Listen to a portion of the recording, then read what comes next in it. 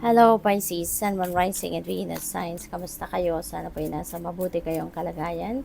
Welcome back po sa Star Tarot. Kung bago kayo dito, welcome din kayo. Thank you for your support. I truly appreciate it. God bless you all.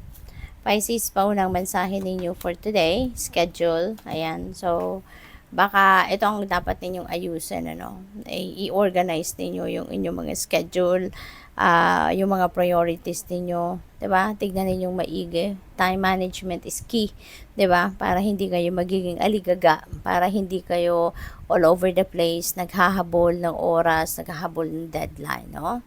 So, what else? We have Fury. Ayan. So, baka kayo to, no, na nagagalit kayo kasi maaring meron din mga tao rito that you are working with na hindi rin sumusunod sa schedule, hindi rin sumusunod sa nakatalaan na, 'di ba, na mga dapat gawin at kaya 'yon, parang uusok ang tenga ninyo sa ngayon, no? So kalma lang as much as possible, try to calm down kasi it's not going to help your situation to be better if mas lalo kayong magagalit, mas lalo kayong magkaka-outburst, yung mga ganon. So, mas lalong pwedeng matakot tuloy sa inyo yung mga tao sa paligid ninyo, diba? Kung kayo magkakaroon ng outburst.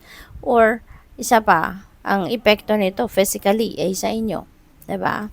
So, what else? We have gift. Ayan. So, merong regalo, no, na matatanggap kayo. Or, pwedeng kayo ang magbibigay, diba? So, pwedeng kayo yung receiver, pwedeng kayo yung giver, no, ng regalong ito. So, this could be something na mahalaga din para sa'yo or mahalaga doon sa taong pagbibigyan ninyo. Pwede rin na tangible ito, pwedeng material na bagay, pwedeng pera, pwede rin naman na hindi, no? So, baka pwedeng non-tangible gift ito, diba? Baka opportunity, ganon. What else? We have daydream. Ayan. So, ang iba sa inyo rito, no, baka nag-i-imagine kayo ng kung ano yung mga pinapangarap siguro ninyo. Maybe you're trying to imagine kung ano yung gusto ninyong mangyari. No, you're envisioning something dito na sa tingin ninyo, ito yung gusto ninyo ma-experience at a certain period of time, no? So, yan, kapag nagdi-daydreaming, no, maganda na ipasok ninyo yung sarili ninyo doon sa mismong situation na ini-imagine ninyo. That's how manifestation, no, effectively works. Kung isasama ninyo doon sa ini-imagine ninyo. Kunyari, gusto ninyong makarating sa isang lugar, 'di ba? Imagine ninyo na nandoon na kayo. Imagine ninyo na may ginagawa kayo or kung ano man ang gusto ninyong gawin sa lugar na 'yon. Imagine ninyo 'yon, no? At saka samahan niyo ng emotion.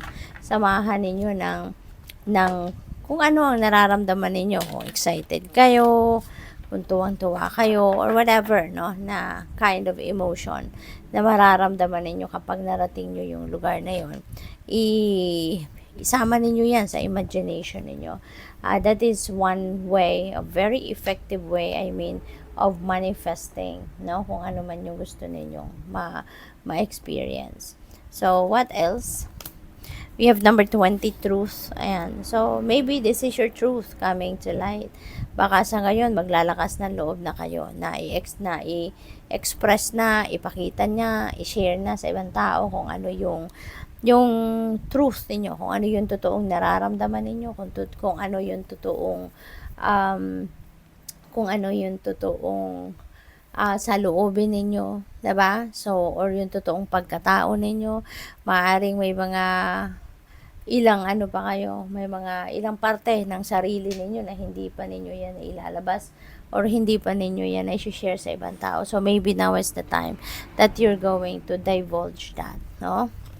What else? We have shadow. Ayan, ito yung mga takot, no? This is your takot na maaring sa ngayon, haharapin mo na. Maaring in the past, hindi kayo makapag-move forward, makapag-move on sa buhay, hindi kayo makapagsimulang gumalaw, no, towards your dreams because maaring may fear kayong nararamdaman. Pero ngayon, matapang na kayo or magmamatapang kayo ngayon na harapin kung ano man yung takot na to, no? So, what else? We have positive movement forward and you are definitely going to move forward na kasi nga, no, mawawala na yung takot. Mamamanage nyo na yung takot na to and instead, natakot yung mag-reign sa buhay ninyo, sa damdamin ninyo, sa isip ninyo, mawawala na yan, diba? You're going to make that fade away, 'di ba? At eto na, no? You are going to start to move forward. Okay? So, good luck. What else?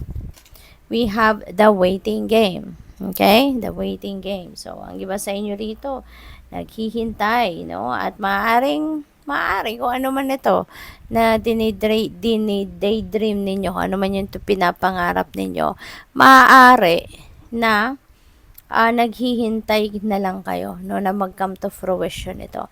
Kasi probably, pangiba sa inyo, nagkaroon na talaga kayo ng move na ginawa dito in the past, no? At naano nyo na to na gawan nyo na to ng paraan, kumbaga. Maybe you already have taken action para marating ninyo yung sitwasyon na yan, kung ano man yung ini-envision ninyo, maaaring ginawan nyo na yan ang paraan. At ngayon, baka naghihintay na lang kayo, no, na mangyari ito. So, pwedeng ganun.